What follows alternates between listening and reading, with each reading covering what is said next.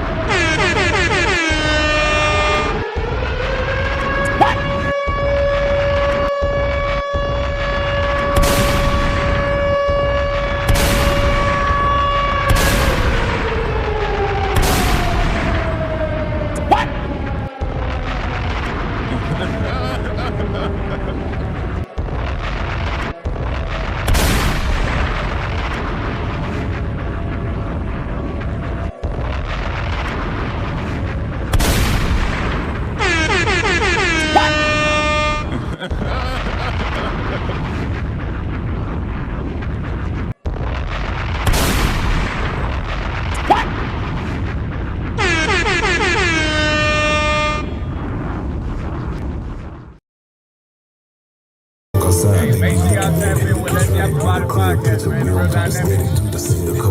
If you don't know, man, you tuned in to Let's Yap About It. Even though I don't talk, but he got something to say. Stuck emotions out now. Now y'all tuned in to Let's Yap About It. This ain't no podcast. It's a problem cast. I know why the man Fat Pimp Texas very own. Hey, man, tell your baby mama I'm looking for her. Tell your wife I'm looking for her. That's what it is, man. Let's Yap About It, man. This ain't no podcast. It's a problem cast. Fat motherfucker Pimp, let's go, man.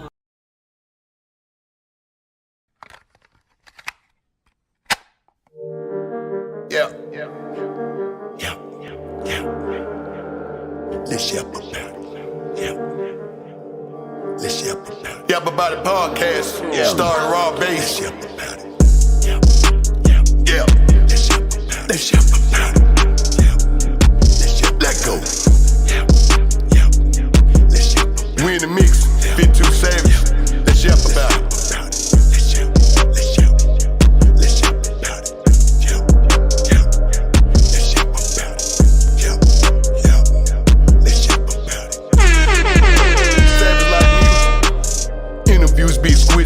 Stop by for a visit. Content was so living, had to pray for all of my children. Now the whole world be listening. Talk to niggas from prison. Spoke how they was living, how the COs be tripping. Rappers losing on the back end because promoter dudes keep dipping. Seen the show when the dude started out of bloods, then start crippin'. Stripper niggas stop tipping, out of game niggas stop flipping. Bad attitude, so he had to move just to keep his ass out of prison. Seen a show about a young hoe, fucked on a sister, man, no apology. Let's yap about it. If the bitch come around me, she can holler at me. Check my Instagram, she was following me, cause she knew I be where them dollars be. Rapid funds, but I keep it going, I fuck you up, no apologies.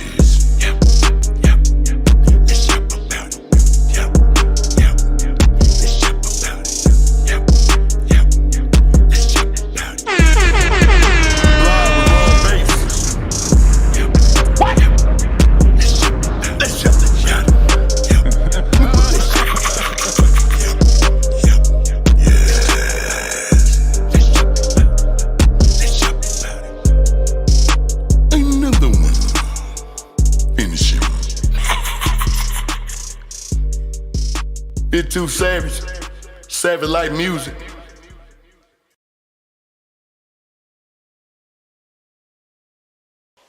What's up, ladies and gentlemen? What's up, ladies and gentlemen? We are back. Oh, yes. Oh, yes. On this beautiful Taco Tuesday. You already know what time it is. You already know what time it is. Listen. We back for another episode. Listen, it's been so much going on since the weekend. Man, let me tell you, man, we got an action-packed show for you tonight, man. And I want to say thank you to all of those that have joined me tonight, man. I got to send y'all a special shout out.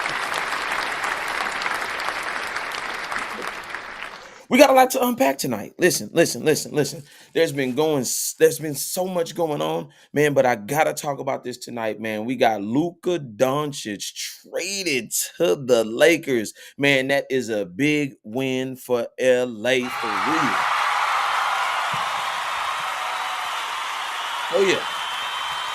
Oh yeah, make no mistake about it. Oh yeah. LA is in for a treat. And I must say that respectfully, man, listen to me. What does this historic trade mean for LA Lakers and the Dallas Mavericks? I want to ask that question tonight. But I also want to ask this specifically too tonight. Who won in the trade? Lakers or the Dallas Mavericks? Everyone is talking. Who won in the trade? What is your take on it? You can come in, you can chime in. We definitely want to hear what you got to say tonight. And I also want to talk about this too, because there's something in this that I really want to touch on. Is Commissioner Adam Silver of the NBA sending a message? Adam Silver is the commissioner of the NBA, sending a message to the NBA players that they are no longer have the power and control coming and going. I want to ask that. Is he really changing the game and changing the wave that he's doing it the way that he's doing it? You know what I'm saying? Because we've seen vetoed trades with Chris Paul before, but we want to see if Adam Silver is sending a message because, Jimmy Buckets is still in Miami. You know what I'm saying? And I think they may be having private conversations away from everybody that are strictly between GMs, maybe perhaps owners, to maybe not move some players. You know what I mean? The days probably of the players moving and coming and going as they want may be over. And I also want to tap in on this too. Kendrick Lamar, man, listen, the West Coast keeps on winning, man. I got to give him some love.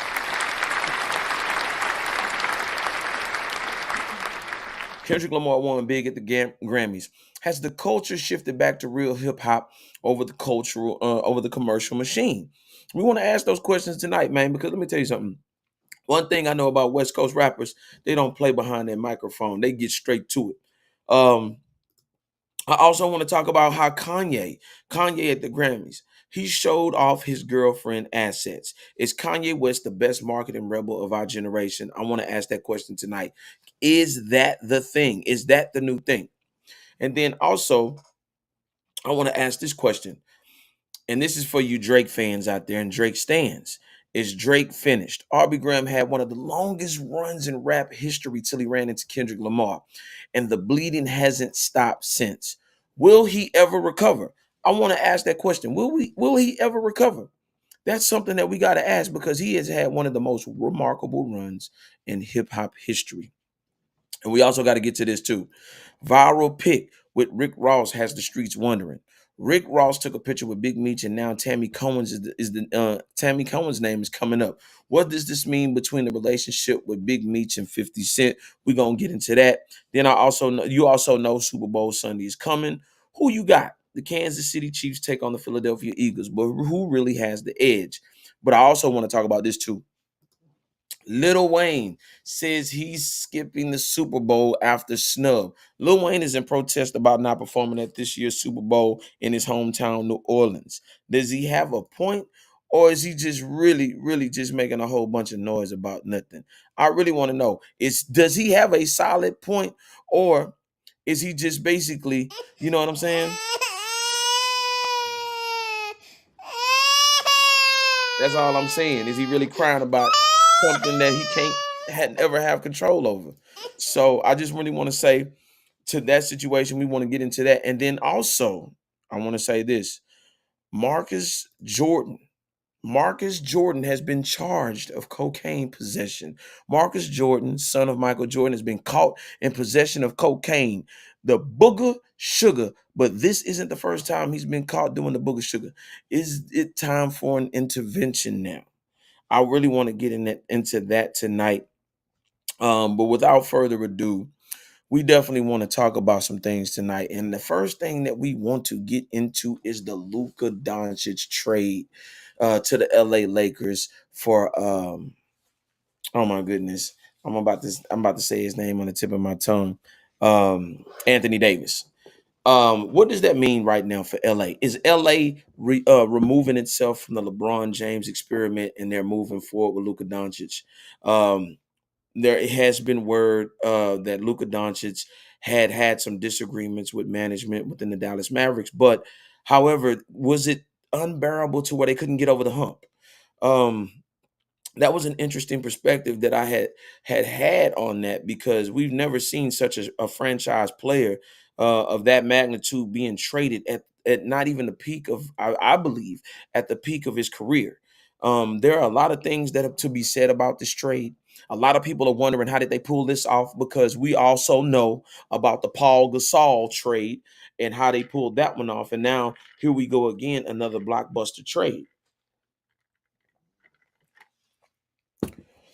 The NBA is shook up right now.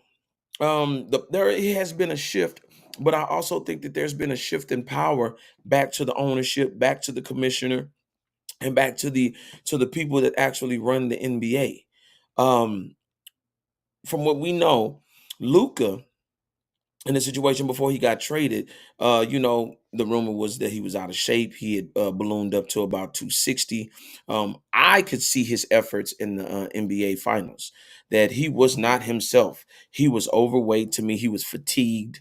Um, and not to say that that's not an excuse to not, to be tired, but whatever. But you're in the finals. You're supposed to be giving your best performance. You're supposed to be in shape. You're supposed to be putting up shots even after a loss, even after a win. You should be making the necessary sacrifices as a team leader to push them into the next upper echelon. And when I say that, meaning to victory, to a championship. Kyrie Irving has been down that road. He knows what it takes to be to be a champion, especially with LeBron James. But now that we see this experimentation that's going on right now in LA, can he bring home a chip? Now my question is also, with Kyrie playing with Anthony Davis, who's of a championship team, are they going to gel well together? Are they going to be able to go on a championship run? Will they see each other in the playoffs? That's the thing. Will they see each other in the playoffs? Who do you have? Do you have the Lakers winning the championship since they've now picked up Luka Doncic, or do you think that there'll be a first round, second round bye? That's the question. Also, same thing with Dallas since they picked up Anthony Davis. He's been injury prone over the years. He's been a great player to a magnitude, especially in New Orleans. But the question is he going to be able to stay healthy? And is he going to be able to stay fit enough to make another championship run with Kyrie Irving and also with Klay Thompson, which is of a championship status? You got 3 NBA champions, multiples with Klay Thompson. So my question is, can they gel it? Can they pull it off? Who's going to be the victor in this trade? Who's going to win the first championship in this trade? Because we've never seen something like this unprecedented. You know what I'm saying? So I also want to talk about this too. What does this historic trade mean? Does it show favor to make people want to come to the Lakers? Does it show favor to make people want to come to the Dallas Mavericks? Now, I'm going to give my take on this. I feel like the Dallas Mavericks, for them to do what they did from a business perspective, they did what they would did in the future, as far as preparing for the future, especially when it came to that supermax. Do I think that he deserved that supermax? Well, it just depends. Now, I would say this, as far as his overall performance of him getting to the finals, no, because almost doesn't count. I feel like now, if he would have won a championship and then right after the championship that he did lose, in fact, he did last year, he would have been right trying to get back into shape, right back focused, right back, you know what I'm saying? Definitely trying to make another run at it. I think that would have changed the dynamic of him staying in Dallas. But I think Dallas was ready to move away, and they seen his habits. Because let me tell you something too. Your habits can outweigh your hustle. And with Luka Doncic, his habits were on the forefront where everybody could see, and it was concerning. And when I say that, and I want you to understand what I'm about to say from a business perspective, you might get mad at me. You might think I'm throwing a slug. You might be thinking that I'm trying to be petty, but oh well. But I'm going to say this, as far as a business perspective, if Michael Finley had to grab a beer and tell you to set it down, you have a problem. Second of all, here's another thing. When you come into the NBA, yes, this is a business. Your contract is based on performance. And if you're not leading by example, knowing that you're the highest paid player on that roster, and you're not setting the example and setting the tone to the rest of the players, you could have a situation to where you lose faith. And when I say they lose faith in you in that locker room.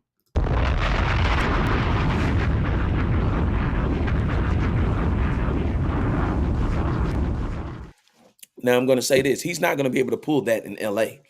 This is his final act. Believe it or not, when you go to LA, a place where it's of championship status, championship prestige out there in the West Coast, you are going to have to bring your A game. And you're standing next to one of the GOATs of the game.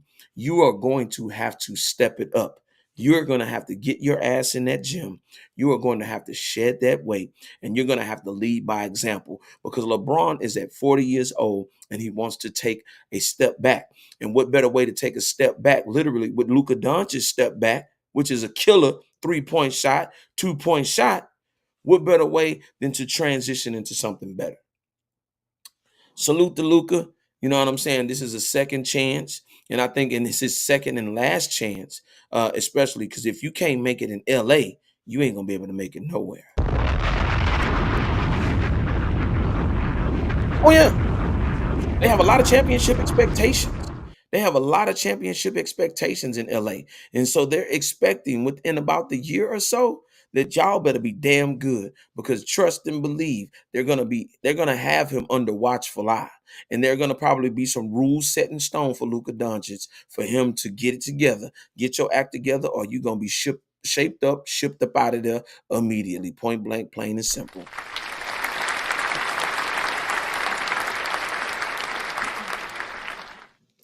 Now, I want to see within the next couple of weeks, you know what I'm saying? Only time will tell when he comes back from his injury, where he's going to be. And I'm going to say this for anybody that's watching the NBA, learn the business. This is truly about business. Let me tell you something. In any business, somebody can be the sacrificial lamb. And even a player like of his magnitude can be a sacrificial lamb in the process of moving forward. Seriously. I want you to understand that there is a new set of players that come out every year and are looking, hoping, and wishing to move forward, especially within the basketball realm. And guess what? Those players are hungry. So if you plan with it and they can identify the weakness of you and your incompetence, yes, they will move away from you and move on from you immediately. But I want to ask y'all out there, if y'all watching, you know what I'm saying? I want to know who won in the trade.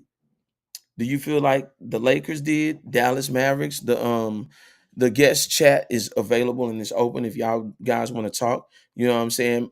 My boy out here, 10 Lamb, Hollywood. You already know it's always up to no good. Shout out to the West Coast. You already know Los Angeles, Compton, Sacramento, Inglewood. You know what I'm saying? My best friend is from the West Coast. One of my good friends, grew up in Inglewood, and they always showed me love on the West Coast, man. Shout out to the West Coast for real, for real. I gotta send them some love again. But if you want to come up, you want to tell me, man, that the Lakers are your favorite team, man, by all means, this is the spot for you. You can let loose. Hey, you can say, hey, it was a trash situation, it was a trash trade, or you think it was a wonderful trade.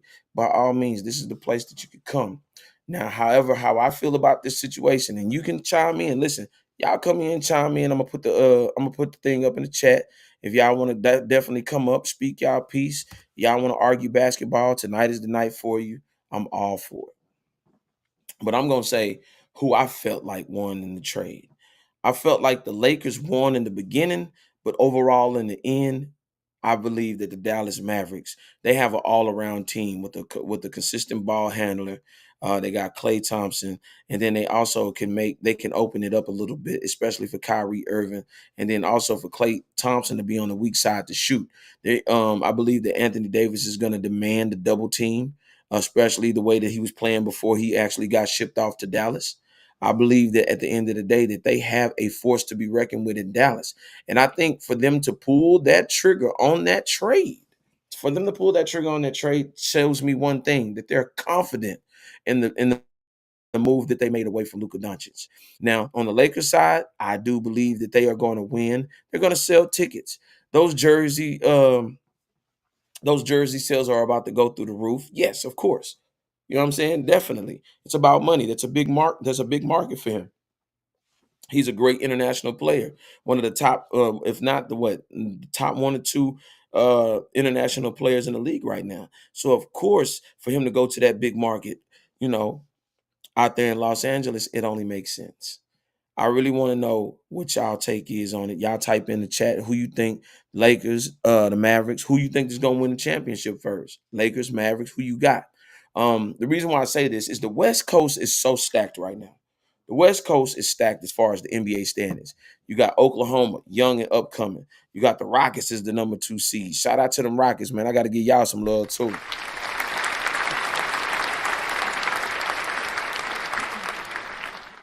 Them Rockets are performing at a high level. They are hungry. They are up and coming. Oh man, Ume Udoka has turned this franchise around and done some great things, especially when it comes to the Houston Rockets. Shout out to them. Oklahoma, like I said before. And you also still have to worry about Denver. You got to worry about Jokic. You also have to worry about all the new up and coming young blood that can run up and down that court like no other. Now, let me ask you a question. And I'm just saying realistically, going up against a team like the Rockets, who's young, vibrant, you know what I'm saying, high flyers, same thing, finesse and skill when it comes to Oklahoma with the candidate runner-up MVP. They're young, they're up and coming, they're thirsty. What makes you think that the Lakers or even possibly Dallas are going to be able to survive those rounds? And what I'm saying is that I don't think it's going to go no 1 or 2 rounds. And you also got to worry about Minnesota. You got to worry about getting beat up and then outran for the next 2 to 3 rounds before you even get to the finals. I asked that question. Who's going to be able to keep up? Who's going to be able to run that? Who's going to be able to stand the test of time when it comes to fatigue? That's the story. Because you better pray that all of these games don't go to a game 7.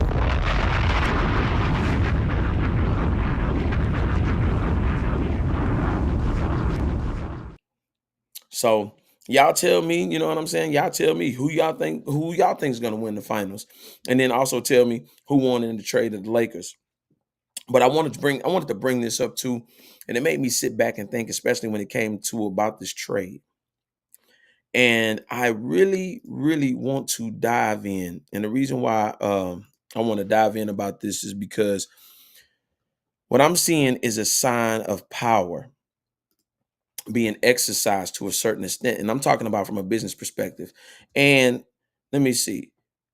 He said, crazy ass trade, purebred T. If you want to come on up here, man, I see you a Cowboys fan, you a Dallas Mavericks fan, man. Come on up here. You say Lakers win, trade easy, man. Listen, if you want to come on up here, you want to speak. I'm finna put the link in the chat, man. Y'all come on up, and you can speak your piece, and we can actually have this great conversation. I'm thinking Adam Silver is sending a message.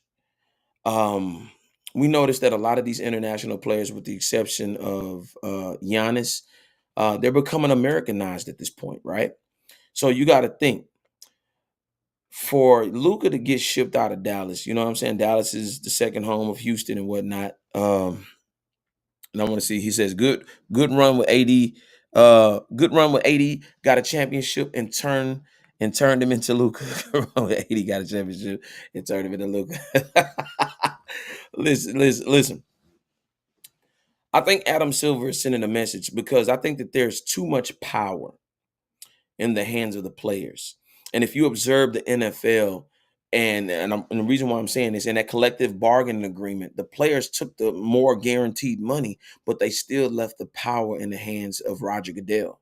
And I think right now in the NBA, there's so much money on the table that they want to dictate the money, the power, and the control of where they're going, when they're going. If they're unhappy, they're ready to go somewhere else. But no, I think the days of that are over. And I think that with the situation happening with Jimmy Buckets, that's an example. Luka Doncic, that's an example. And then I think with De'Aaron Fox, especially getting quote unquote the head coach fired. Now, look, they shipped him out. And I think that they said that he was even the reason that Mike Brown got fired. I think that right now we're having a changing of the guards. And I think that we need to be very, very, very observant on how the NBA is going to change and shift over the next 2 years, especially with all of the revenue that's coming in and then all of the players, because the product has to get better. See, there was a situation where the ratings were in a rapid decline, right? And I think that where we are in that rapid decline of the NBA, now that this trade has actually shaken things up, it's got everybody wanting to see what's going on. And look, I got somebody special here. I got somebody definitely special here, man. Listen to me. Listen to me good. Because I'm only gonna say it once and I ain't gonna say it twice. Because if I have to say it twice, it ain't gonna be nice. Listen to me. I got my boy Timbo in the building, man. Tell these folk what's up, man. Hey Shout man, we out to saying you, it twice, man. man. Saying it thrice, man. Yeah. You know what I'm saying? Hold on. I got somebody in the comments in the section. They say, nah, Dallas and Mark Cuban good with finances. They knew Luka wasn't going to follow their rules to reflect the $350 million deal. And that's true. Mm-hmm. Talk That's to me. absolutely true. Mm-hmm. See, people looking for an underlying reason. They looking like, oh, it got to be some controversy, or it got to look like this and that. Man, not saying Michael Finley grabbed that bill and take away from Luka Doncic. Mm-hmm. I knew instantly, like, oh, what's going on? Man, the thing is, Luka is naturally gifted, naturally talented. Some shit you can't teach, just like James Harden, right? Mm-hmm. James Harden was one of the most talented players we ever seen. But guess what? Hard work beat talent. See, dudes like LeBron, Jordan, Kobe, they were also naturally gifted, talented, right? Mm-hmm. But the niggas had work ethic. One thing about work ethic, put along with talent, takes you all the way up the hill. Shaq was just naturally gifted. I'm big. I could just use my body against you and do whatever I'm gonna do to you, right? Mm-hmm. But if and it's crazy, right? Because I was just talking to you earlier about Isaiah Thomas, Magic Johnson, the sit down their head, right? But the Mm-hmm. same thing with Kobe and Shaq, and that was one of the things Kobe said to Shaq face to face. That was his biggest frustration. Like, man, like you could have really went down as the GOAT if you just applied yourself in the gym, but you felt like because I'm so big and strong, can't nobody guard me anyway. I can just kind of just coast my way on, right? Mm-hmm. Luka feel like this. At fat, I'm still dropping 41, 10, and 11. Can't nobody stop me. When in reality, guess what? If they can't stop me right now, making 41 points a game, Mm-hmm. man, if I bulk up, if I do this, you know what I'm saying? I get my cardio together, shit like that. Man, guess what? I'm average 61 on these niggas. And that's where a lot of people fall short at. They feel like because I'm doing my best. And I just touched on this the other day. Just about training and working out. People feel like as long as I'm doing my best, it's cool, right? Mm-hmm. When in reality, you need to be doing what's required. Now that's deep right there, bro. Doing your best is one thing. Doing what's required is a whole nother monster. And that's the big picture with this Luka Doncic situation. They saying that, hey, look, we telling you, hey, Luka, because you know more and more coming out the story. They told him, hey, look, you got 17 days. We need you to lose 11 pounds. When they went to revisit him, he actually gained more weight. Went through his refrigerator, seen he was drinking more. He liked beer. You know what I'm saying? He from over there, like that. Hey, that's how they get down. He liked beer, right? So they looking at it like, man, do we really want to invest $300 million into this guy? Like, it's cool that he can do what he do, but eventually his way of living, the way he does what he does, is going to take years off of his career anyway. Going to LA is going to be the best thing for his career because in Dallas, you got soul food, you got barbecue, you got a plethora of things in Texas as a whole, right? When he go to LA, everybody in LA is image based. So you going to go to the salad bars. Mm-hmm. You get what I'm saying? You gonna have to go to this place, this place. You walking around fat, people gonna look at you kind of crazy. That's not one of them cities. Facts. Like if all Atlanta women move to LA, they'll feel out of place because LA like that this skinny look. Mm-hmm. In Atlanta, that's accepted. I just go get some soul food. I big booties, woot, all that shit. Man, that don't fly in LA. So this kind of one of the best things that happened for his career, even though it sounds superficial, et cetera, et cetera. But yeah, he gonna give it the program, and that's all it is too. And I think, like you said, this would definitely be good for him because of his habits, and his habits are now outweighing his hustle, and his hustle is basketball, and you want to be Right. at your peak performance. You know what I'm saying? You don't want to be able to, and you could tell that in the finals. And I was saying that earlier. You could tell in the finals he was gassed. Now that should have sent an urgency for him to be able to say, you know what? I do need to shed this weight because I'm not able to go the extra mile. You know what I'm saying? Preparation, planning, and that focus and energy, that Mamba mentality, even when Kobe had it when he was great. Man, after he won the championship, he was back in the gym The next day, the next day. Come on, like man. it wasn't let me celebrate 2 weeks. It was like, hey, let me go ahead and perfect my craft a little bit more. But that's what's missing from the game as a whole because Hmm. guys they don't have the work ethic. But it end up showing in the end. When you look at the James Hardens of the world, people like that, like who don't have a story to where it's just like, man, I'm just naturally good at this shit, right? Hmm. Like them niggas don't have big success stories. But then when you look at like a guy like LeBron, like, yeah, he was always physically dominant, right? Hmm. But he he had people in his ear, kept him training, kept him working out. Like, hey, nah, hold on, we ain't letting you fall to the wayside. We know what these other niggas doing, but hey, man, look, you need to be in the gym. We ain't letting you game bang. We ain't letting you be a part of this and that. Kobe grew up over there in Italy. Kobe's not even an American citizen. You feel me? Hmm. Shot over there and said, hey, look, you gonna focus on this. Michael Jordan, his daddy talked about it. How obsessed he was with just being the best. To the point where even his son right now obsessed with being the biggest dope fiend ever known to man. His son just got arrested today. but but you know what I'm saying? Like but take Kyrie Irving, right? Kyrie Irving, his daddy had him a goal to the corner of the goal was missing. So you had no choice but to practice difficult shots because you knew you couldn't shoot right here on this corner, right? Hmm. Um, he used to dribble the ball with a grocery bag like tied up to just learn a different handle of the ball. Like these are skills that got perfected by talented individuals. You know what I'm saying? Cause just knowing how to sing is not good enough. Even though you know how to sing, you still need to go sit down with people that can fine tune your artistry. A vocal coach.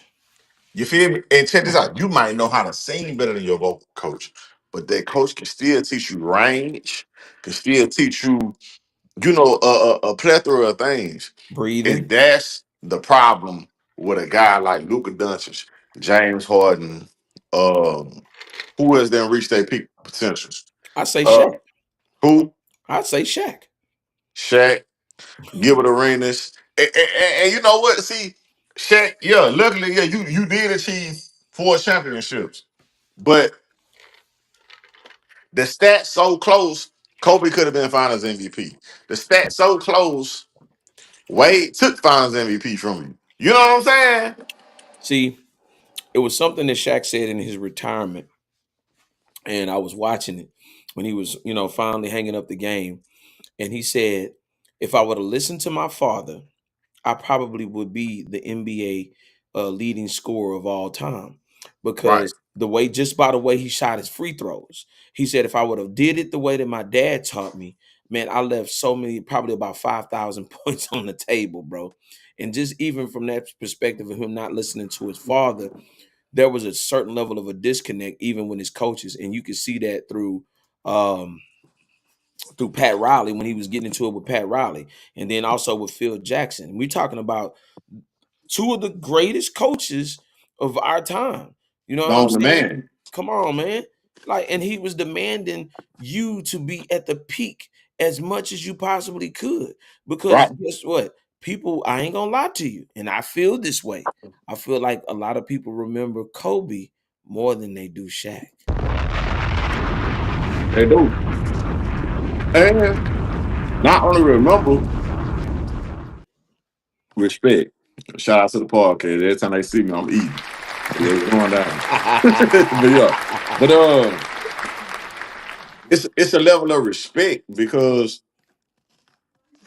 you know Kobe didn't take no shortcuts. Everybody respect people that didn't take shortcuts. Hmm. You get what I'm saying? Like it's the reason they going so hard on Bronny James because the world feel like, man, you ain't earned this. You in here because of your dad. Versus a motherfucker that really got it out the mud, like the Ball brothers. LeVar Ball did exactly what LeBron James did. Politics to get his son in the league, but he made sure his sons was well equipped. That was the difference. LeBron is embarrassing his son, and I love the shit out of LeBron. But nigga, your son averaged 0.5 points, 0 assists, 0 rebounds. Come on, man. Well, maybe well, this is the early stages of his career. I mean, this is his what, first year, I'm and I rooting think, for him. and I'm rooting for him. And I'm gonna say this: I would still, I would still take Bronny James over what was his name, over Luke Walton, and that's just straight up the real part, bro. I ain't gonna Yeah. lie. You know, Luke Walton did win back-to-back championship. Yeah, I would still take Bronny, man. And Hey, Luke won back-to-back as a player with Kobe and one of the championship coach in Golden State. well, that is true. He That coached year in they went championship 73 and pedigree. 9. He was the head coach for the first like 30 games of the year when they went undefeated. He has he has a championship pedigree, and he say on me, on me, laughing my ass off. For real. Listen, you said something key essential. Hard work beats talent when talent don't work hard. And I think, like you said, I think this is honestly Luka Doncic's final stop. This is going to be his final resting place because if he doesn't make it in LA, he's not going to make it anywhere else. And I hope that he gets it. I hope he gets his game together, and I hope that he takes it seriously, and I hope that he gets to the next level with his game, and he learns as much as he can from LeBron James, for real. Now, I want to talk about this. Is Commissioner Adam Silver of the NBA sending a message? Adam Silver is the commissioner of the NBA, sending a message to the NBA players that they no longer have the power and control of coming and going. What you think on this, man? Let me know what you think. Man, I feel like this was a public display Hmm. to show them that, hey, look, man, y'all not in control. And honestly, rightfully so, because y'all sign these contracts. I seen Dennis Schroeder today say that this is like modern day slavery. Man, slaves weren't making millions of dollars, hundreds of millions of dollars, Hold nothing on, like hold on. that. Say that again for the loud ones in the back, man. Slavery does not make millions of dollars, nor hundreds of millions of dollars. You're actually making more money than the average white man. So there's no way you could holler about no modern day slavery, none of that. The thing is, A guy like Dennis Schroeder couldn't talk to me about slavery. No way, man. You grew up in Germany. You Hold have on. no ties to the American black, nothing. So I get that you trying to keep yourself from getting traded, but Golden State just put you on the chopping block. You're gone, baby. But the thing that gets me is that man, you sign these contracts. Mhm. Anytime you sign a contract, you're supposed to contractually fulfill it. Fulfill it. That's what it is. And so, and I can blame LeBron again, like that's my dog. But LeBron that kind of opened up doors as far as how he spearheaded things, how he maneuvered through traffic, and his team Totally made it to agree. he kind of called shots. Everybody got to realize they not LeBron James though. That's true. If Now, you're a Dennis Schroeder, you're a Dennis Schroeder. then let me get on Dennis Schroeder's ass before he say anything about anybody. First and foremost, you can't say nothing about modern day slavery when you shot yourself in the foot and left almost $70 million on the table. What team was that offer that to him? Was it Boston? I think it was Boston that offered that to him. I'm like, bro, you can't speak on nothing. You can't speak on diddly do wop squat. If you gonna sit here and try to talk about slavery, bro, you need to get you a better management team. You need to get you a better agent. A-Shot. You need to. I'm talking about. You need to fire everybody. You need to take everybody up off your roster, point blank. Period. Whoever you got in your ear, your friends, family, whoever that's standing next to your ass, boy, you can't speak on nothing when it comes to no money. Point blank, Yeah. plain and simple, partner. Like what? Like And of all people you've that's been talking. taking veteran minimums ever since. Come on, man. You know what I'm saying? When a player, and let's even clear this up. You didn't deserve the money you deserve. A person like Isaiah Thomas, the one that actually went down in Boston, who sacrificed, he the one that deserved that money. Shout out to him too, man, for real. I see, baby. He deserved that type of bread. He gave it all and went injured and hurt himself out of Man, the that man money missed his to get some sister paper. funeral, dog. Yes, dog. Man, bro. So don't ever talk about contracts in modern day slavery when you couldn't even get your paper straight. For And that's the real, dog. thing. Have you got your paper straight? Because some of these countries are so poor that $100 million contract you would have got, or the $75 million contract you got, you could have started your own league in Germany if you wanted to. Come on, man. Say it again, man. But there. Do you see right now? LeBron already planning his exit. LeBron is already putting together a global league. I believe it's gonna be like 7-on-7 or 8-on-8. And it's gonna be a mix one, like with men and women. So you gotta have the right people in your ear. Maverick Carter, um, Rich Paul, like his team, they're real tight. LeBron never switched up. A lot of these guys, I'm gonna tell you other people I respect. D Rose. Before he signed with Adidas, he said, hey, look, my brother don't play basketball. But I need y'all to give him a deal to where he makes six figures every year that I'm signed to this contract because I don't want my brother to have to depend on me. And they gave him a deal. Giannis Antetokounmpo made sure his brothers got a deal. If I'm on his team, he on his team. He gonna average 30 hand claps a game, uh, 10 high fives to the team. You know what I'm saying? Shit like that. It ain't no meaningful stats. But hey, I need him on here. Man, you gotta know how to leverage yourself. And that's the problem. A lot of brothers not taking advantage of the shit that they see. Man, you gotta know how to leverage yourself. I'm disappointed in Michael Jordan's son because you waited till you was in handcuffs to say Michael Jordan is my daddy. Patrick Yeah, Mahomes' dad, as soon as he got pulled over, you know the first thing he said, "My son playing in the Super Bowl tomorrow. Sure you want to do this?" man. Hey, listen. We got to talk about this, man. We got to talk about this. Michael Jordan, Marcus Jordan's son, has been caught with cocaine, the bulk of Cocaine sugar. fever. Now Yeah. listen. Now I'm gonna say this. Now, I don't know if you remember a couple of months ago, he got caught. He was sitting at the table, he was on the phone, and he was shoving During it the to Olympics. he was shoving it up his nose. Now I'm gonna say this: for his friends to being around and allowing that to happen, that let me know that y'all ain't nothing but some yes men. Point Right. blank, plain and simple. If that's the money, you supposed to be protecting the money, not allowing the money to go ahead and go fall by the wayside. Come on, bro. You know what I'm saying? You sitting there and you literally watching him do this publicly. That means he has a real problem. That means he has a real problem. If he can't be discreet about what he's doing, knowing that that's illegal, bro, come on, man. That man has a Right. real problem.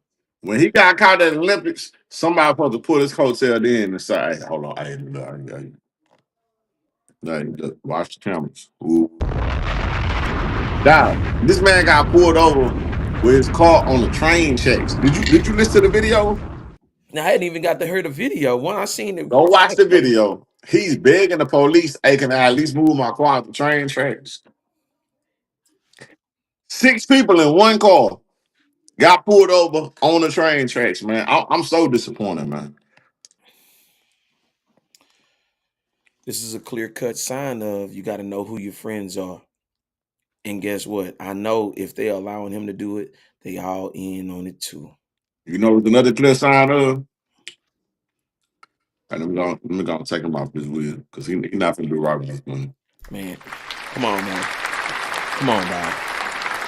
See, and I guarantee before it even became public, he's already had this problem a long time ago.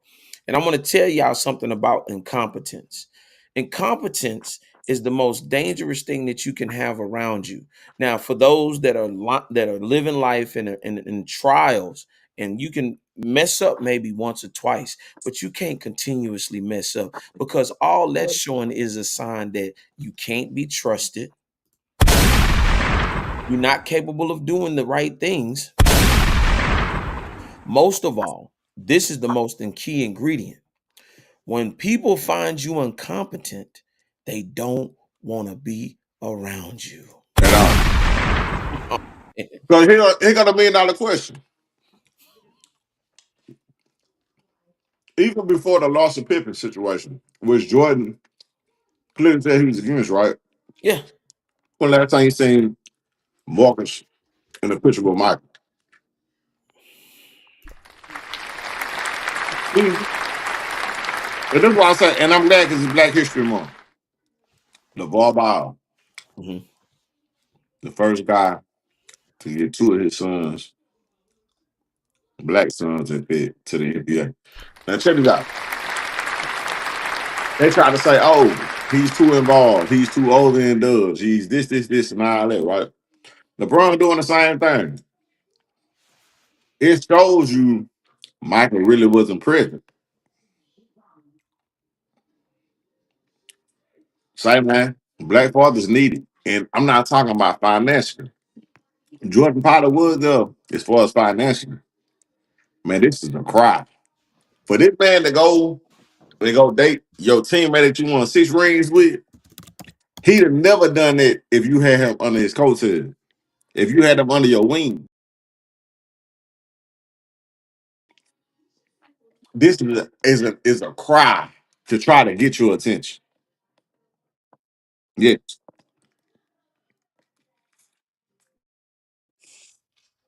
I want to say this.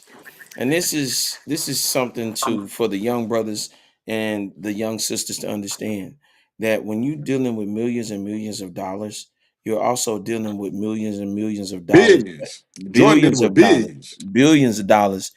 You have to understand that your legacy is to be protected at all costs. And even if it means disowning your family to protect your family name, then it must be done. It's nothing personal. You know what I'm saying? It's nothing personal. And the thing is, you're never bigger than the program. Understand this. This may hurt your feelings, and it should hurt your feelings because you should want to be included and not excluded from the program. You also don't want to be a part of the illusion of inclusion. Thinking Come that you're on. a part of the program. Come on, You man. better know where you stand at, man.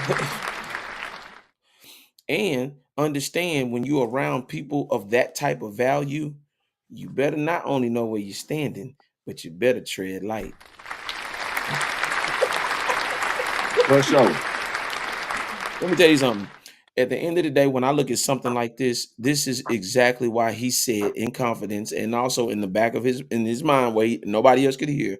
This is exactly why I changed my will. And here's the thing: he doesn't value his last name because he smeared that Jordan name all over so that the world could see, not in a private where it was a little incident or misunderstanding or he was getting pulled over for a broken tail light. We're talking about him not being caught once, but twice with cocaine. You Come did on, it in the man. midst of that. Come on. That's when you want to name drop a song Michael Jordan's son. Man, Michael Jordan probably would have hoped you just kept that, shoved that under the rug, bro. Like, hold on, don't even tell him that. Hey, man, look here.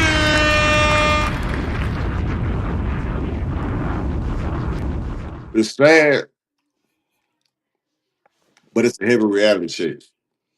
Because, yeah, you got the money to bun yourself out and all that shit. No doubt. You don't need Michael Jordan to come bun you out. But it's like, you really pulled your pants down, pulled your boxes to the side, squatted down low as you can, stood over your daddy's legacy, and started all over that motherfucker. Man, that's a pitiful thing, bro. And I'm saying this, and this is Hold from the on. heart. And you wonder why Mike love his white kids more than black kids. Man,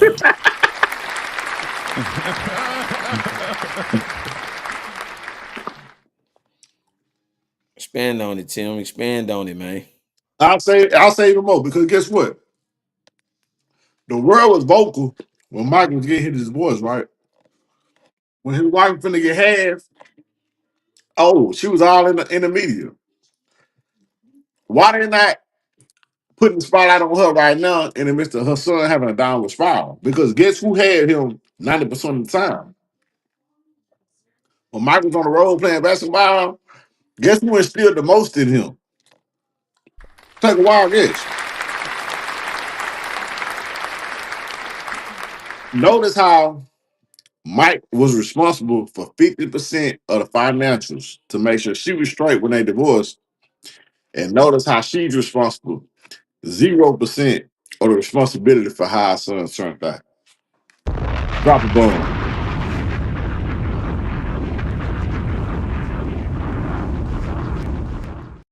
Bombs over Baghdad, man. Man, I'm gonna say this, and this is the truth. In these type of situations, this is why you have to be guarded about your legacy. You have to be guarded about your paper, and you also got to be guarded around family. Believe it or not, yes, that is his offspring, but your offspring can come back and hurt you. Your offspring can come back and kill you. We don't know what this young man is capable of because at this point, it seems like he's out of control. Hey, know this, fellas. It's a heavy warning. Your offspring is your offspring. But understand, it only got 50% of your DNA. That other half is hers. So you better know what her daddy did. You better know what her granddaddy did, her great granddaddy, her uncles. You better find out what kind of bloodline she got. That's the reason in the old days, man, they just play that shit. We know, all right, he's the carpenter, he's the carpenter, he's the idol. Well, he know how to do this, he know how to do. And they kept everything arranged to avoid these type of problems. Because guess what? It's some addict blood in their bloodline somewhere. It could be Mike, because Mike got yellow eyes. They say Mike drink and smoke every day, all that. I get it. But man, it's a heavy disappointment, man. It is. Now that man was put over by them loud and said, hey man, after they found the coat, after he told the Laws when they were searching, oh, ain't nothing but big dick and big balls right here, right? Oh, that's cute. That's what else they found. 8 balls, nothing. And then look what you say. Hey man, my daddy Michael Jordan. Hey man, keep You that remember when shit Michael Jordan together. slapped that Charlotte Hornets teammate? Yeah. That's what he wanted to do to his son as soon as he straightened his name, man. Keep that on the low, son. Don't say that out so loudly and Mm-mm. proudly, man. For real. No, no. Now look, I want to talk about this too, man. Now, speaking of the Super Bowl is coming up. We got to talk about this Lil Wayne situation. He's saying he is skipping the Super Bowl after the snub. He feeling some type of way. Now, are you feel like that he has a legitimate thing, or is he just basically just Sorry, man.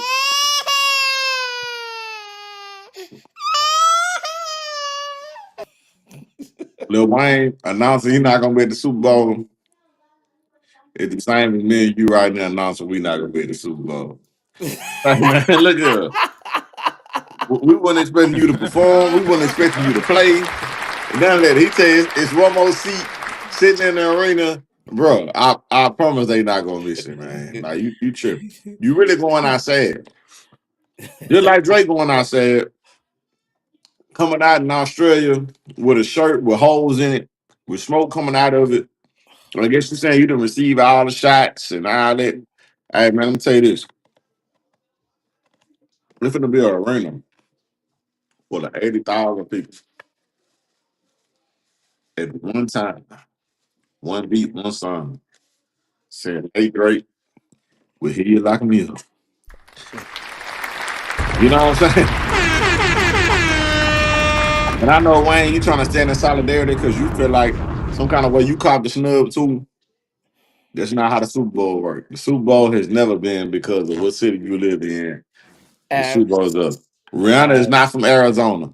And the last time Patrick Mahomes and Jalen Hurts met in the Super Bowl, it was in Arizona.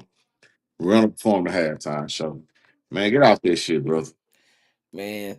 And this is what's so funny about it.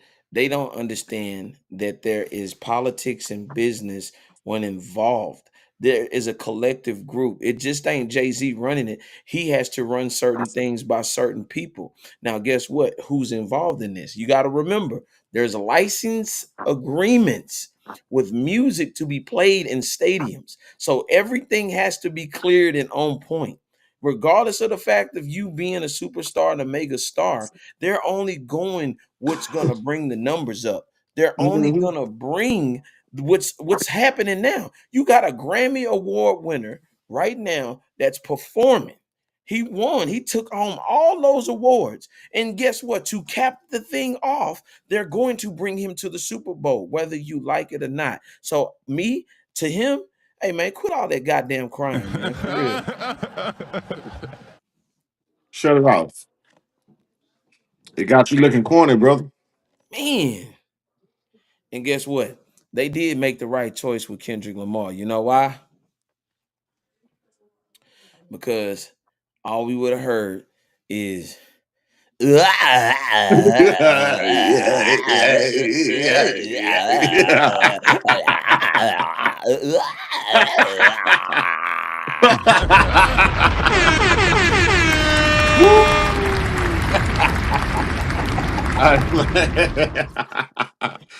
they made the right choice.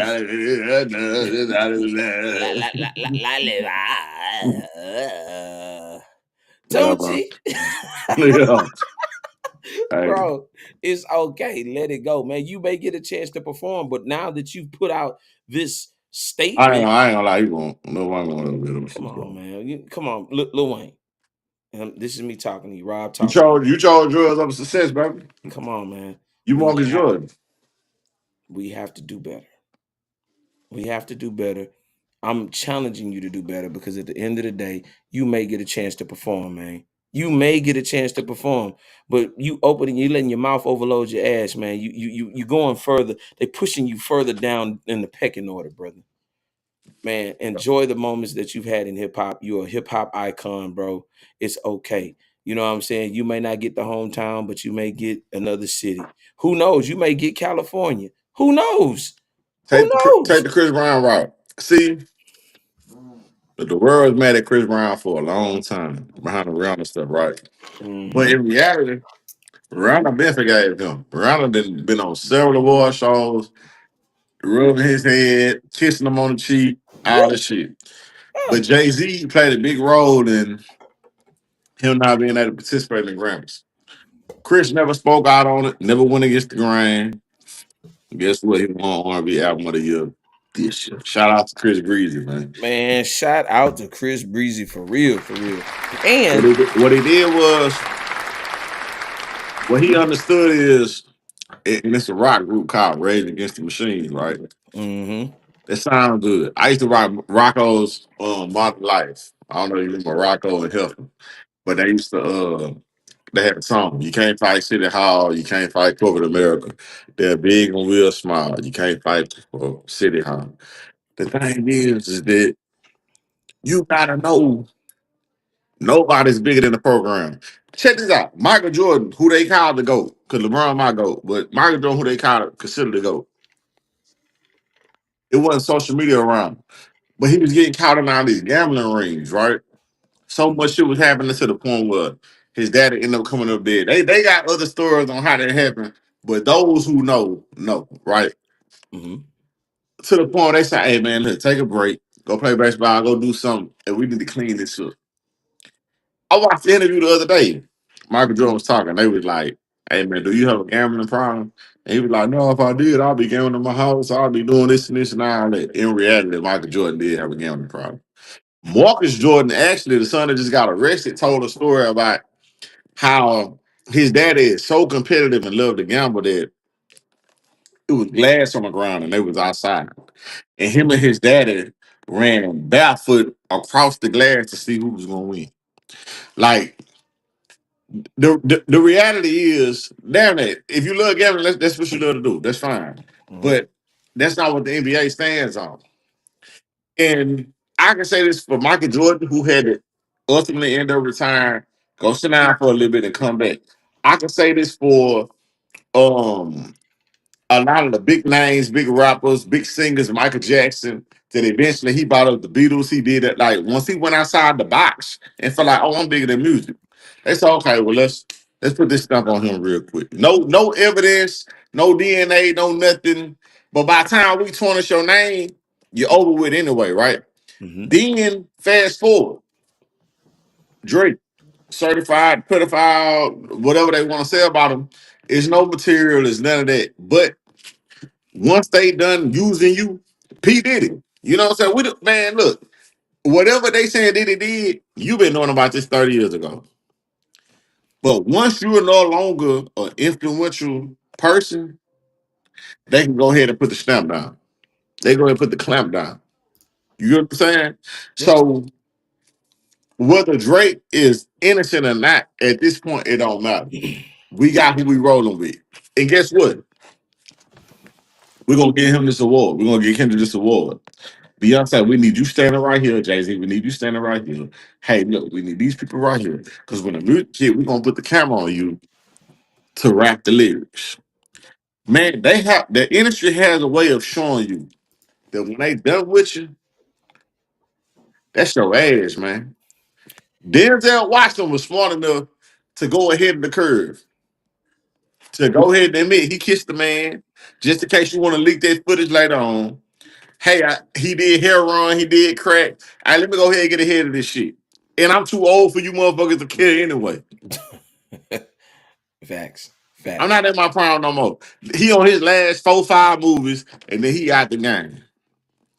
That's the difference. And I know I'm long with it, so I'm gonna just say this for it. No, you good. Drake thought he was bigger than the program because you on all these songs you ever was. You feel like they can't do me like that. I watched 50 Cent the other day when he was talking about it. He's like, yo, Drake not lying. What he said they did, the payola, boosting the songs and doing all they say, yeah, they did that. But guess what else? They did it for Drake. That's how you know what they did. But Mm-hmm. see, once they were done with you, once they done with you, you might go do your RBN album for the women. I don't know, but as of right now, Hey, you was up for a $500 million contract with UMG. Now I wanna ask this question: is Drake finished?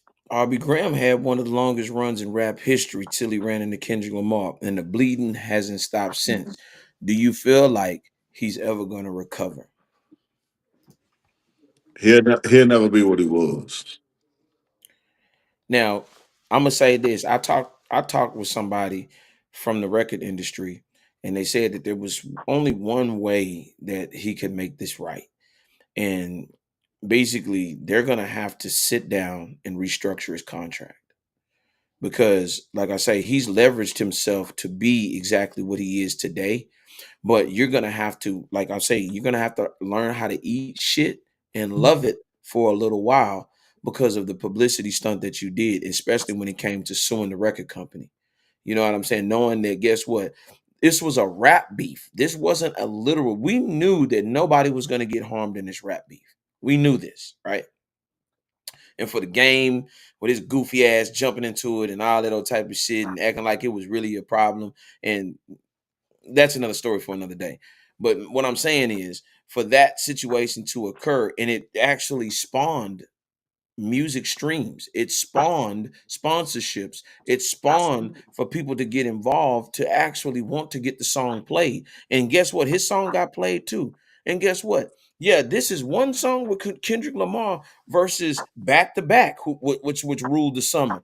You know what I'm saying? What was the other song that he had? Charged Up. You know what I'm Charged saying? up. Charged Up. He had countless songs. So, bro, look at the bigger picture. This is entertainment. Yeah. I ain't gonna lie to you. Everybody downplay that shit. Man, go listen to Warpaint. Meek Mill, had he dropped this song at the beginning of the beef, Why? it'd have been over.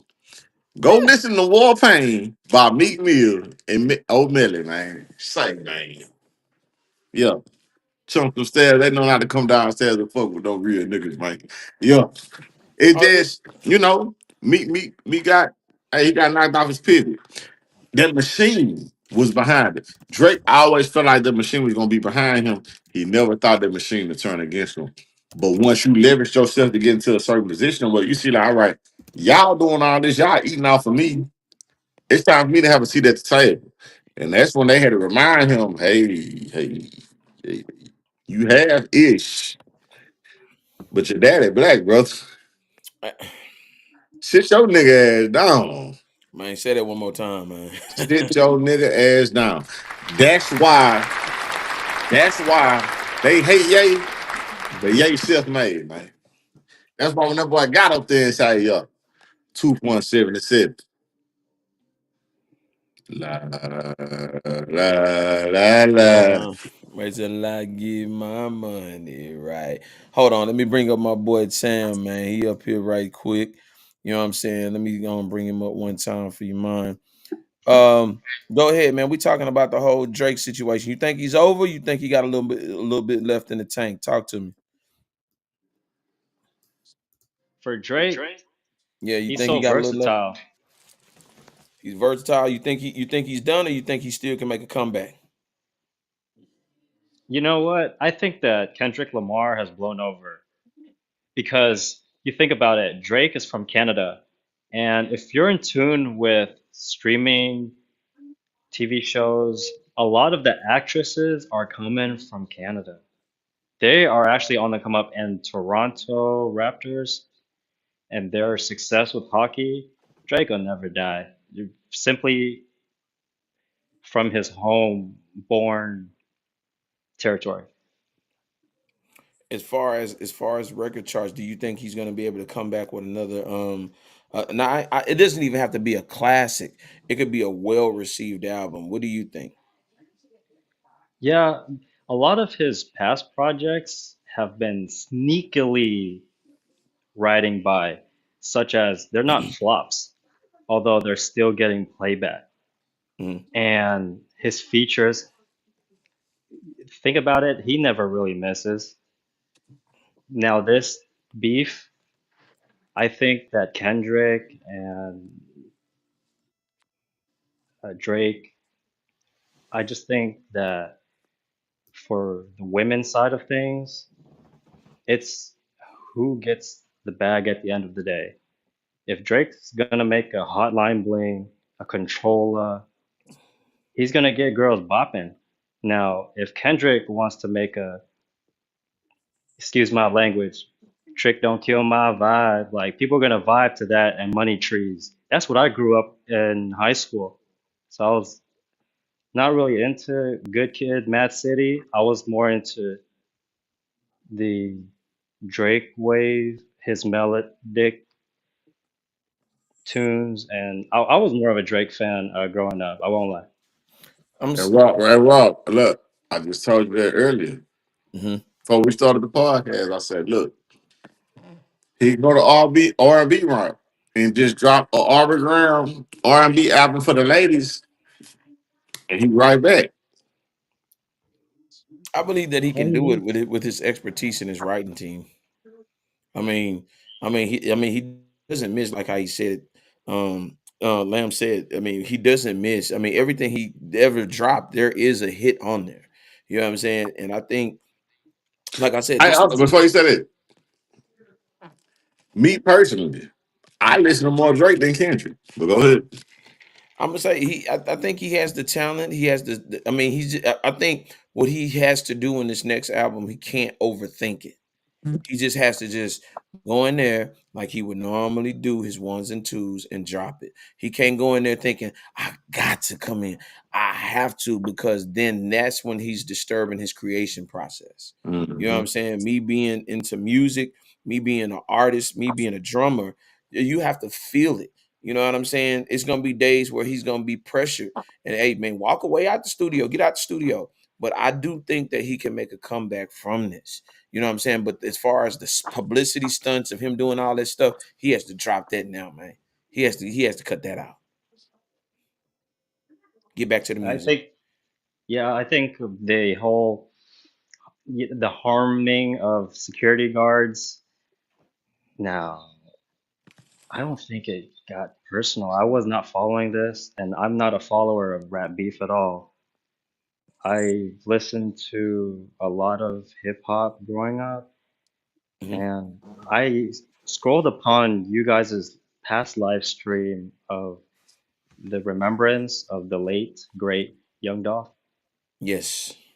I've been to one concert with him just before his untimely mm, departure. Mhm. He had a collaboration tour with Key Glock, and it was in San Francisco. I had the greatest time. And so when I heard that, I broke down as well. I was in bed. I woke up from a nap before work. Long live Dolph. Man, long live Dolph, man. Shout out to Dolph. Dolph! You know what I'm saying? We got to give him some love, man. For real, for real. Shout out to Dolph, man. Listen, Lamb, you already know, you know what I'm saying? You know that this is the place to be. You already know, I mean, we thank you for joining us, man. You know what I'm saying? We glad that you chimed in. Um, I want to say this too. If you ever get a chance, um, definitely lock in with us. We're gonna be back Thursday. We're gonna rock out and we're gonna be having we're gonna have a whole bunch of subjects, man, and we love to have you back for sure. I feel so welcome. Thank you. A lot's going on with the Super Bowl week. Tomorrow, I'm looking forward to Shannon Sharp broadcasting live from New Orleans. It's going to be with Chad Ochocinco, of course. That's another podcast I've been following on Hey, Cap, next shout to out to next Yap It. Nightcap, man. Shout out to Nightcap for real, man. You might see us down there. You never know. We might pull up. Yeah, man. Yeah, but definitely, man. Thank you for joining us, man. For real. All right, Timbo. Bet. Man, listen, man. We got my boy Lamb on the check-in, man. For real. Man, listen. We got so much to talk about.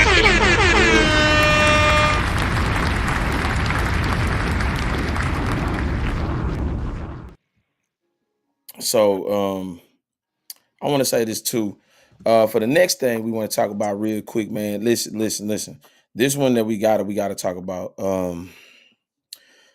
Viral pic with Rick Ross has the streets wondering. Rick Ross took a picture with Big Meat, and now Tommy Cohen's name is coming up. What does this mean between the relationship with Big Meat and 50 Cent? And I'm gonna let you chime in on this one, Big Dog. Um,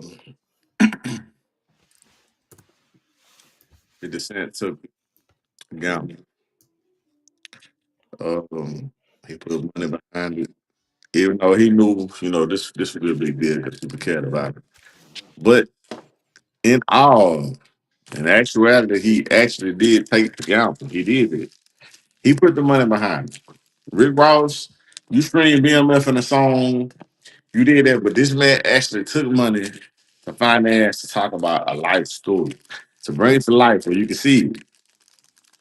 Took your son, who had, I'm not gonna say no motion, but had minimal motion because people know you didn't grow up the same way Misha did. So, you're the beneficiary of the respect he has in the streets, strictly because that's his son, but not because you didn't actually put in any type of work.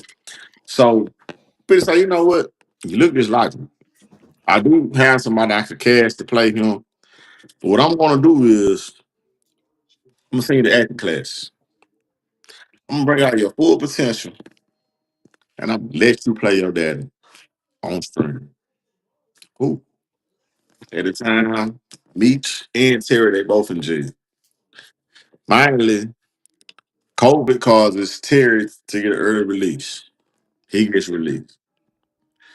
One of the first people he shot out, take a picture with Rick Ross.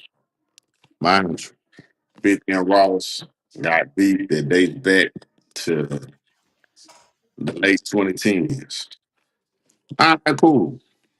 That's fine. You might be a Rick Ross fan because he did scream BMF, but at the end of the day, you know who actually bringing money to the fan, right? We know about Charles and Lucille and all these people because of 150 Cent, right? Right. So a lot of people are looking at it like, oh man, he's just being petty. Man, people can do this and they can do this, whatever. Everybody should be able to, whatever. But no, at some point it has to be a level of loyalty because Meech himself talked about how proud he was watching his son on TV and who put his son in position. So, and it wasn't a Rick Ross, it wasn't none of these other people.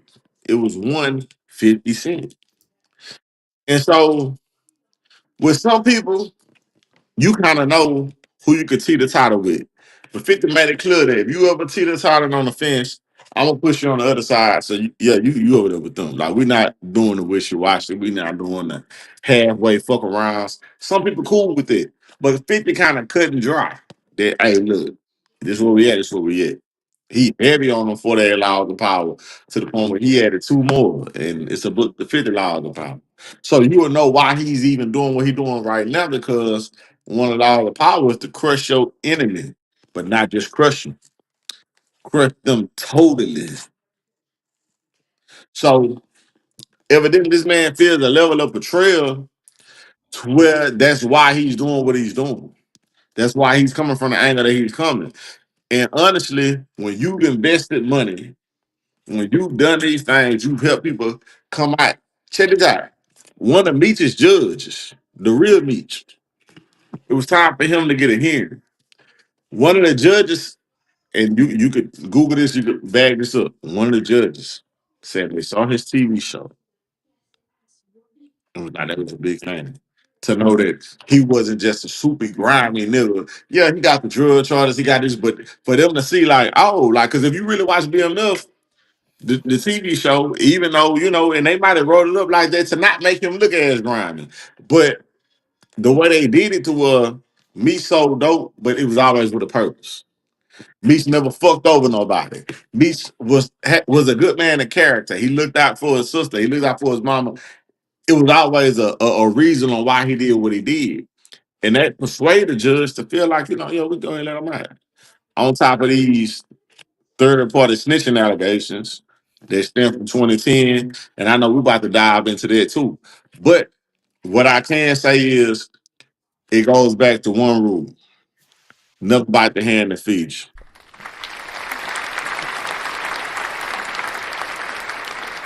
And to piggyback off of what you just said, that key ingredient, integrity, that integrity of what you knew that you built with 50 Cent, you know what I'm saying, overshadows a song that was played years ago. And what I'm saying is putting people into motion, you are reaping the benefits of tangible actions. And I think that's where we have to understand as black folks the power of loyalty and the power of the dollar. You know what I'm saying? And you got to think, not only did 50 take in his son, but he also made sure that he was good financially. He made sure that he was protected. So he really looked at it as doing the things that a man of another brother would do for his fellow man. And guess what? He got burnt. You know what I'm saying? And I'm not choosing a side in this situation between Ross and 50, but you overall look at the situation. Tony Yayo talked about that. Tony Yayo said it ain't no switching sides. He said you can't be scared. You can't be none of this around this dude. He is cut and dry, like you said. And I think that should be the model for black culture. That should be the serious model for black culture. That's the model for God. You God feel say, me? man, look, you either gonna be hot or cold. I'm not taking no lukewarm. It, his actual words, I spit you out if you lukewarm. Like you gotta peak, man. Like I don't, man. Listen, people say whatever they want to say about Trump, right? Mm. You know that man stand there. So you do here and do all this pretending and playing, but you know what that man standing on. So that's that's that's more the thing. I want to kind of know what I'm dealing with, and what I'm saying is, meet you knew what time it was, and then it's my thing though. If you really want to be a big boss dog, right? We set the show up. Why not put 50 and Ross on the same deal? Because what's fucked up about it is 50 not on the deal at all. Like you got Ross, you got Lil Baby, all these different people. But let me say, if you want to really flex your muscle and show like, yeah, I'm Meech. I ain't just Meech, I'm Big Meech. Check it out. I'm gonna put Ross and 50 on the same deal. Then I'm Mhm. gonna bring them out on stage together. Have them squash this shit in solidarity with BMF. Like we're gonna put this shit to shame because at the end of the day, Ross and 50 beef ain't nothing really happened. I mean, 50 beat up Ross partner, took his chain. 50 put Ross baby mama on the sex tape. 50 really won the beef, so there's no reason why 50 can't feel like just like how he squashed with Jadakiss, just like he squashed with Fat Joe. Yeah. This not the point where him and Ja Rule where somebody got stabbed or this didn't happen or woo. Like this could be fixable. So if anything, Misha can say, "Hey, look, bro, look, check this out, man. I got love for Ross. Ross screamed my name while I was down there. Hey, Mhm. but I really love you because you put me, my family, my son in position. Bro, let me have this moment. I'm gonna come out. I'm gonna bring both of y'all on stage. We're gonna break the internet. We're gonna show them hip hop is this. And hey, we're gonna move. Because I'm gonna tell you this: if Gucci Mane and Jeezy can squash their beef, then this situation is minuscule compared to that point blank plain and simple. Yeah, that's what I'm saying. Them niggas perform on stage together. And people thinking it was just the verses. No, they done been on tour together. I actually went last year to a show they had in Houston. Jeezy and Gucci, T.I., a few more people. They I was on the same tour. So yeah, like to the point where, hey, look, man, if y'all want to 50, you want to make fun of the Officer Ricky situation on BLF, hey, have Rick Ross come show up as a correction officer. Ross got such a personality, and it's so funny to him. He be down with it because Ross actually watch your shows. He let that be known. Like he watch Yeah. BMF, he watch Power. You know what I'm saying? All this shit. He actually want to be an investor. He tell 50 every time, hey man, look, hey, come on. The thing is, I get 50 angry. When you done been set up by people that you quote unquote love, when you grew up in the household, you never knew your father, because 50 don't even know who his father is. Mhm. His mama, the thing she had to do growing up. And then, he just recently lost his grandfather. That raised him. Like, I tell people all the time, even if it's not me, I still put myself in other people's shoes. See, that's true empathy, right? Not sympathy, but empathy, right? Empathy is putting yourself in this person's shoes, even though it's something I haven't directly uh dealt with. It's about, let me see, man. All right, if I was in that situation, how would I react? Man, the man got shot 9 times, but they downplayed it. They said, "Oh, well, he got shot 5 times." Okay, that's fine. Man got shot 5 times. I'm gonna block his life over some fluke shit. If you think this man is not looking at everything a certain type of way, then you crazy.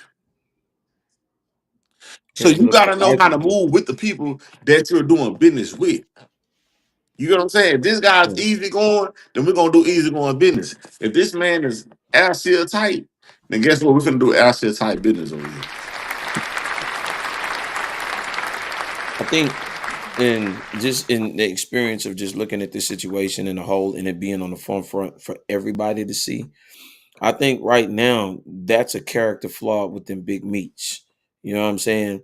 And when I say a character flaw is because overall conversations can be had. Because I know if he was a boss and certain situations happen in the street, why the hell would you not apply this same essence to that? Because apparently he was trying to squash the situation between Diddy and I guess how the whole East Coast West Coast beef started.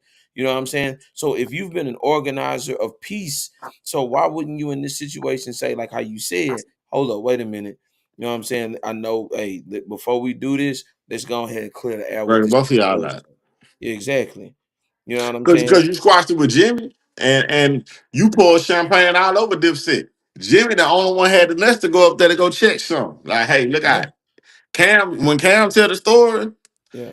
I ain't, yeah, whatever. Anyway, but look, man. Yeah, yeah. The point is Jimmy went back to Atlanta on one deep, By himself. and the whole BMF respected it because they Yeah. knew, all right, this nigga, yeah, he liked it. You know, it's so funny.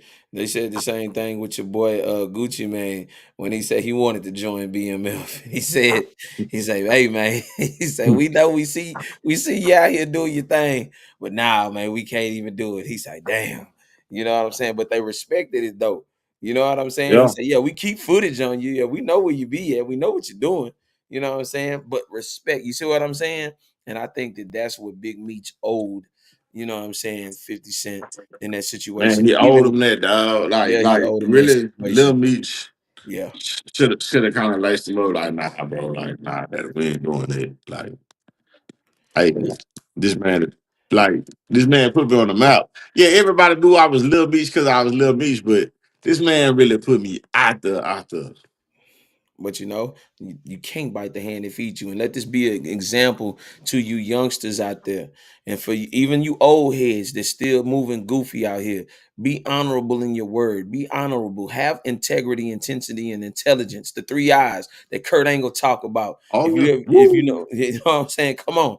Hey Have that. man, Bro. no straddling the fences, man. Like, Come on, dog. I check this out. I'm behind you. You in the middle of nigga, you going over, you coming back down because I'm trying to get over there. Like, you gotta make up your mind, man. And it's unfortunate and it's fucked up because all right, when Terry did it, 50 spoke out on it. Mhm.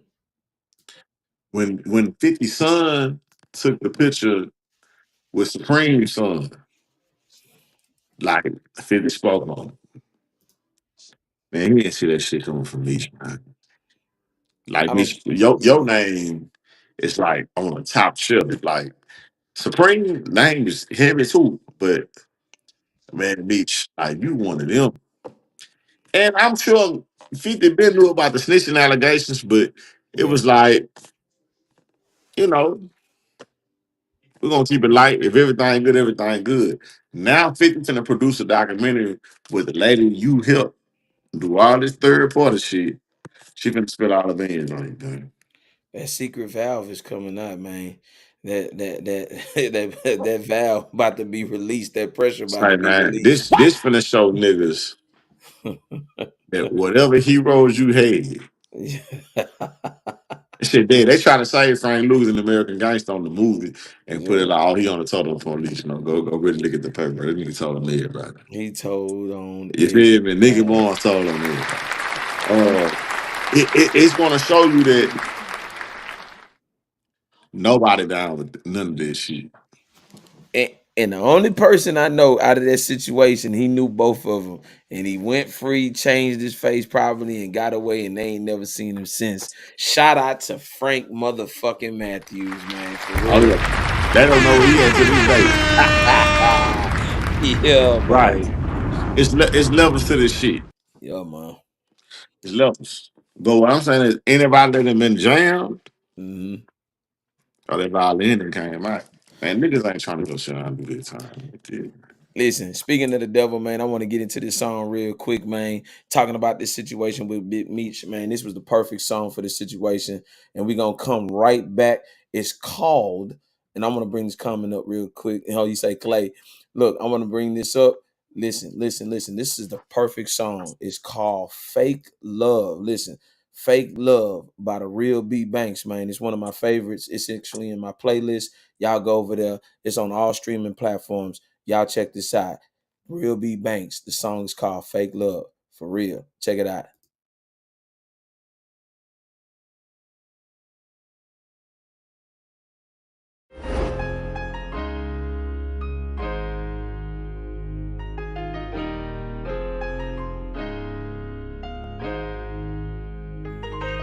I don't want no fake love.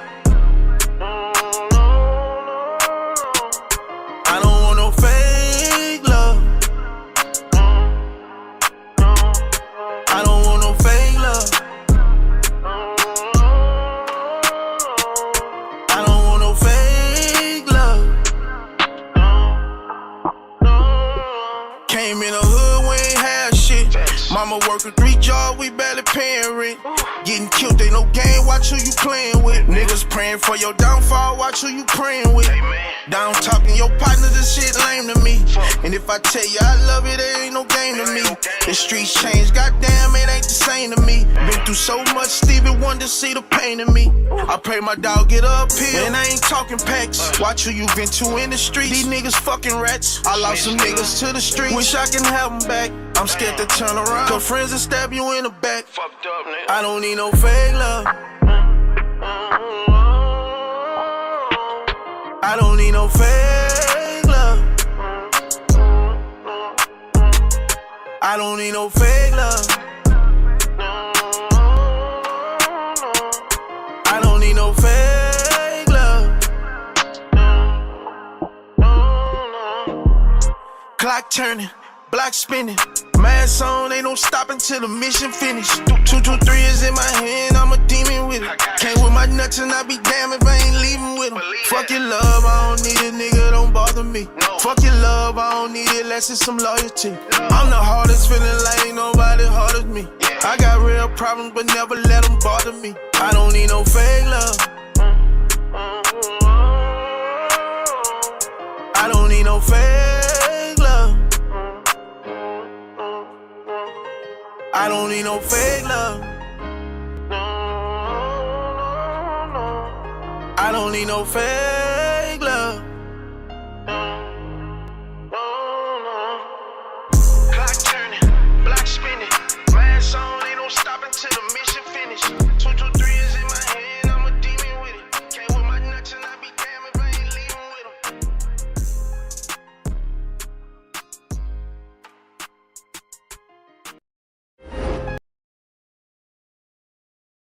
We are back, man. Listen to me. I'm glad that y'all joined me tonight, man. We trying to get y'all through this third shift for real. Trying to get you back through this third shift, man. Yeah, man. We are back. For sure, for sure, for sure. I wanted to do this. Listen to me, listen to me, listen to me good. I want to get y'all, I want to get y'all perspective on this, man. Y'all type in the chat. Y'all let me know who y'all got. Who y'all got for the Super Bowl, man? Super Bowl Sunday's coming, man. Who you got? The Kansas City Chiefs or they take on the Philadelphia Eagles, but who really has the edge in this situation? Y'all type in the chat. Y'all tell me who y'all think. You got? Are you a Chiefs fan? Or you an Eagles fan? Are you a Saquon Barkley fan? Are you a Jalen Hurts fan?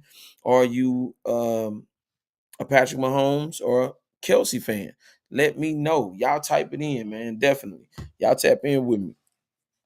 Me, I got my pick. I believe that the script is already written. I believe Patrick Mahomes is going to get three-peat, and I think he's going to definitely take it home again. I think he's going to take it home again, and I think this is going to be a part of his destiny, man. So y'all tell me, man, who you got? He always say Saquon. So he going with the Philadelphia Eagles, man. Listen to me, Saquon man. won't have 70 yards, man. Oh, man. Come on. Don't do him like that, man. It's part of the script. Nah, man. Brother, It's gonna be like he forgot how to run. It's what's gonna be like that? Space Jam when they probably get took from him. What's Be that, like, oh brother? yeah, So you said he going to have Senior shoes on, bro? yeah. Just like my boy Debo Samuel last year, which that nigga fucked up my parlays.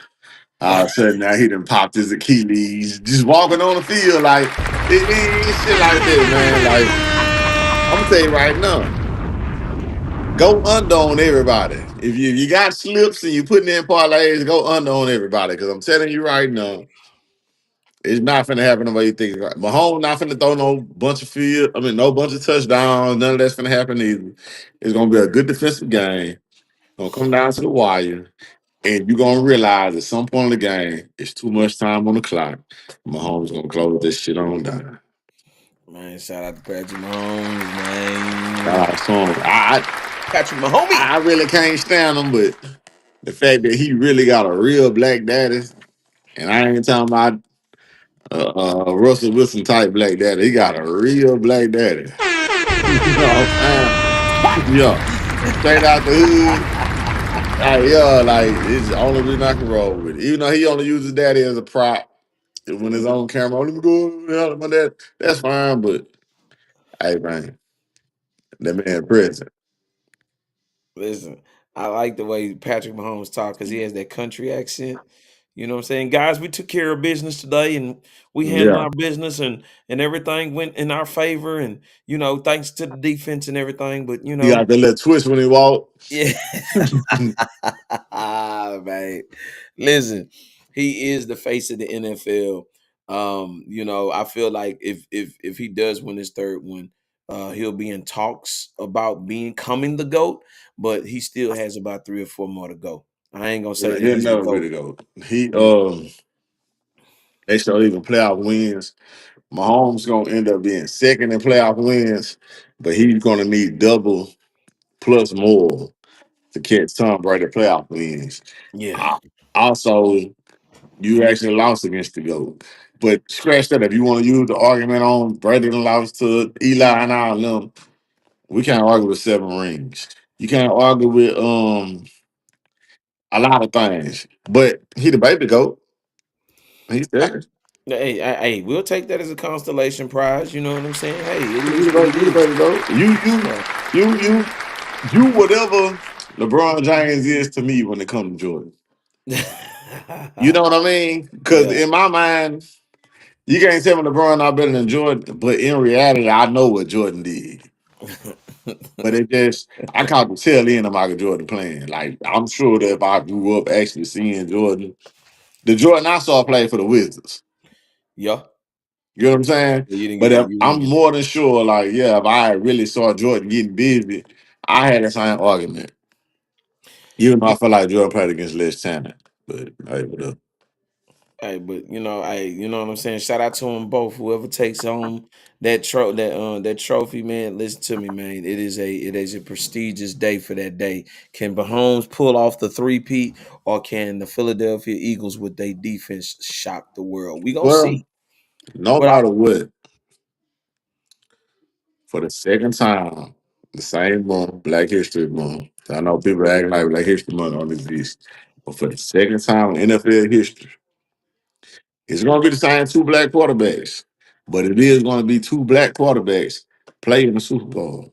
The same two that made history 2 years ago are the same two that's going to be here again in a predominantly black city, New Orleans. Hey man, this nothing to be taken light. I need people to fully grasp this, man, because the stigma was that black dudes only knew how to run. Running backs, receivers, play defense. The quarterback was reserved for that white boy.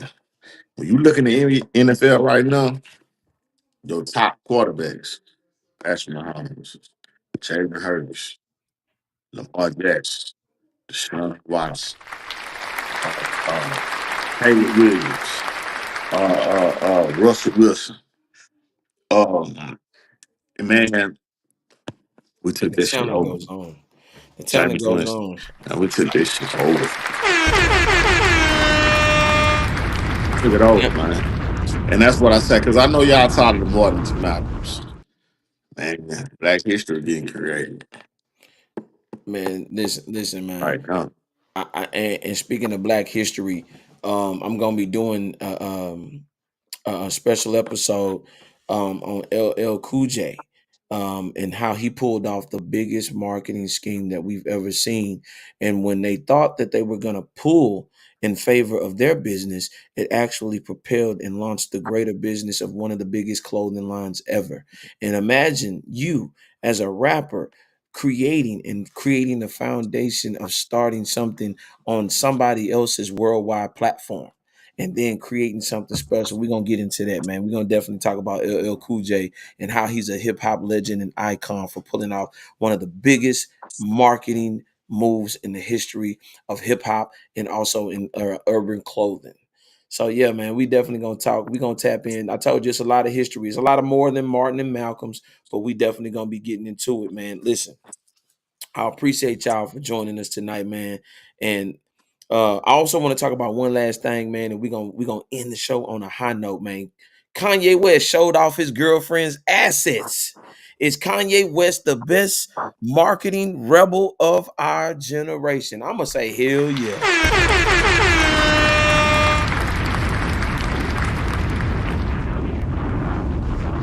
Easy, baby. Kanye being Kanye, or Kanye was Kanye in the world. That's what I think. You know what I'm saying? Kanye is in his own world, his own right. 2.77, man. Man, come on, man. Hey, man. He said it. Look, Ten Lamb said it. Yeezy, baby. For real, for real. 2.77, man. The man got his reparations at the wheel. Hey. Hey, we played this red carpet. Getting naked. Would you say fall in line?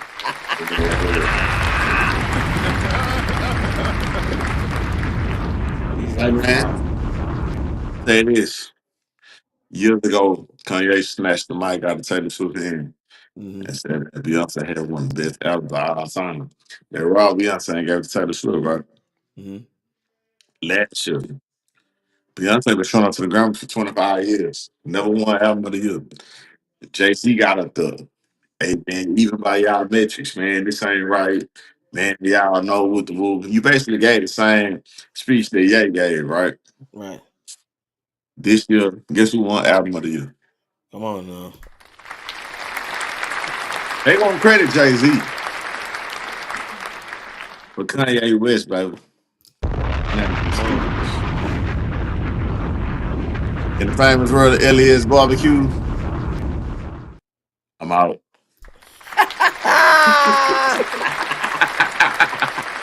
Next week, baby. Well, Thursday, we here. Let's get it. Next Thursday, we definitely, man. Listen, the world is always evolving. We talk hip hop, sports, music, culture, celebrity news. We do it all the way here. You know what I'm saying? Timbo, let them know where to hit you at the handles, man. Let them know, man. At One time. Timbo the Great, THA, baby. TIMBO _ THA _ GR number 8. That's on Twitter. That's on Instagram. Hey, man, you want to holler at me on Facebook? Tim Davis. Real simple. Let's get it. Man, listen, man, it's been a pleasure with y'all tonight, man. We listen, man. We doing this, man. Listen, we don't move on CP time, man. We move exactly on time because we want to bring the stories to you directly. We want to make sure we're accurate with our information, and most of all, without you, the people, this would not be possible. So on tonight's show, we gonna end this show real nice, man. I got one more jam for y'all. One more jam, and listen. This is one of my favorites too. That's in my playlist from HUPA. The song is called Strap Out. Man, and to everybody, man, I love y'all. I appreciate y'all. Listen, we got this coming in the future. I'm gonna be fast. Listen, I got the Hennessy bag. You know what I'm saying? Listen, 10 subscribers. 10 subscribers. Whoever bring me the most subscribers gonna get this bag. Listen, I'm not playing. I got all kinds of stuff in here. I got wine, I got chargers, I got poppers, I got the Hennessy. I got the Hennessy shirt in here, man. Man, I got so much stuff that I want to give away. All you have to do is give me 10 or more subscribers, DM me directly or drop it in my comments or drop it on my Instagram because it's just like it's how it's spelled. And man, listen, we're going to definitely rock out. Listen, I want y'all to enjoy y'all Taco Tuesday, man. I hope we got y'all through the third shift a little bit, man, but we definitely got a lot more topics to talk about. So until the next time, we definitely gonna yap about it. And check out this song. It's called Strap Out by yours truly. It's in my playlist by PA himself. Good night, y'all. We out.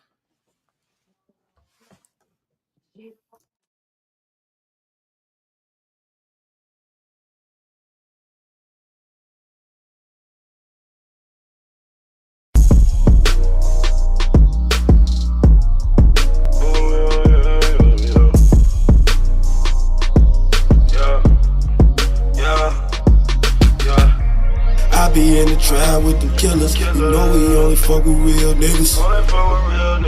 And we be in the trap with them pistols. And I be in the trap getting richer. Cause I be in the trap with my strap out. I be in the trap with my strap out. I be in the trap with my strap out. I be in the trap with my strap out. I be in the trap with my strap out. I be in the trap with my strap out. I be in the trap with my strap out. I be in the trap with my strap out. Locked in, trap in with my FN, selling double up for the win. I been getting it in. Now I ain't tryna see the pen, but I love to smell the leather in that Benz. I'm feeling like the man, get my own bread. And I don't ask a nigga for shit, I'm my own man. I stood up on the corner before I ever had a trap. I made a couple hundred, put the hood on the map, and I did it out the trap. Ain't got a penny out for rap. I went and got it on my own with a pocket full of stones, and I did it out the trap. Out the motherfucking trap. Cause I be in the trap with my strap out. I be in the trap with my strap out. I be in the trap with my strap out. I be in the trap with my strap out. I be in the trap with my strap out. I be in the trap with my strap out. I be in the trap with my strap out. I be in the trap with my strap out. I be in the trap with them killers. You know we only fuck with real niggas. And we be in the trap with them pistols. And I be in the trap getting richer, getting richer, getting richer. Yeah, getting richer, getting richer. Yeah, we getting richer, getting richer. Yeah, in the trap getting richer. Yeah, we in the trap with them pistols. Yeah, I'm in the trap with them pistols. Yeah, all my niggas getting rich. Yeah, all my niggas getting rich. Yeah, you know we got the pistols. All my niggas getting richer. Yeah, you know we got them pistols. Yeah, all my niggas getting richer. Yeah. I be in the trap with my strap out. I be in the trap with my strap out.